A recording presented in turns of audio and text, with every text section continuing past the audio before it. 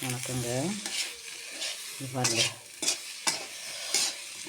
Baby potato வெறும் எண்ணெய், மிளகாத்தூள், உப்பு.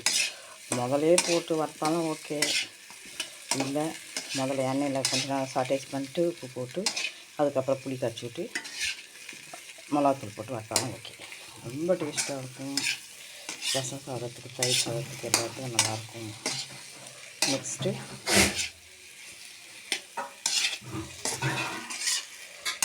இது கெட்டு போகாது. இது ஊறுக்காய் மாதிரி நல்லாயிருக்கும்.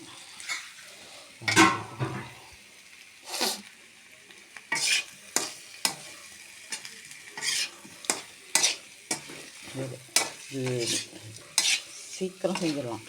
பேபி பொட்டாட்டோன்னு இல்லை, பெரிய உருளைக்கிழங்குல கூட செய்யலாம். வெறும் புளி, மிளகாத்தூள், உப்பு செஞ்சு வச்சிட்டிங்கன்னா ஒரு 4 நாள் 5 நாள் கிடையாது. நல்லா கொஞ்சம் எண்ணெய் ஊற்றி ஊறுக்காய் மாதிரி செஞ்சு வச்சிட்டிங்கன்னா வேலைக்கு போகிறவங்க, பேச்சுலர்லாம் இப்படி வந்து ஈவினிங்கில் தொட்டு சாப்பிடலாம், நல்லாயிருக்கும். புளி மட்டும் உங்களுக்கு தேவை எவ்வளோ புளிப்போ அவ்வளோ ஊற்றுங்க, ஜாஸ்தி ஊற்றிக்காதீங்க.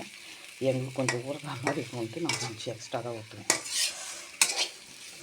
ஒரு எலுமிச்சை இவ்வளோ, இது வந்து 1 கிலோ உருளைக்கிழங்கு இருக்குங்க. நான் ஒரு எலுமிச்சை புளி போட்டேன், சைஸ் புளி போட்டேன், எலுமிச்சை அளவுக்கு. நல்லா இவ்வளோ பெருசு எலுமிச்சை அளவு. மிளகாத்தூள் ஒரு 3 கரண்டி போட்டேன். அது பிரச்சனை இல்லை, வேணால் நம்ம அப்போ கூட போட்டு கலரிக்கலாம். பெப்பர் கூட வேணால் போட்டுக்கோங்க, நல்லாயிருக்கும். டேஸ்ட்டாக இருக்கும். செஞ்சு பாருங்கள். பிடிச்சிருந்தா லைக் பண்ணுங்கள், ஷேர் பண்ணுங்கள், சப்ஸ்கிரைப் பண்ணுங்கள்.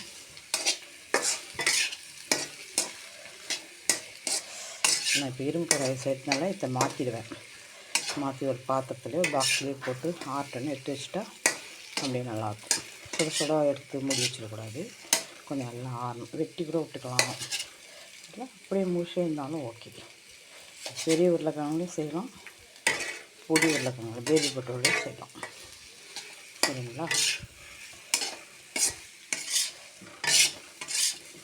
ஒன்றுமே கிடையாது, வேக வச்சு தூள் எடுத்துட்டு மிளகாத்தூள், எண்ணெய், உப்பு போட்டு செஞ்சு பாருங்கள், சூப்பராக இருக்கும்.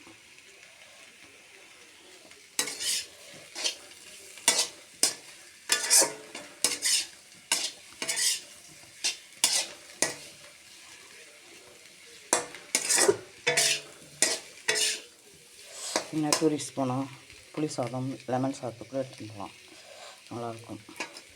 சப்பாத்தி கூட கெட்டு போகாது. ஊறுகாய் பதில் இது நல்லாயிருக்கும்.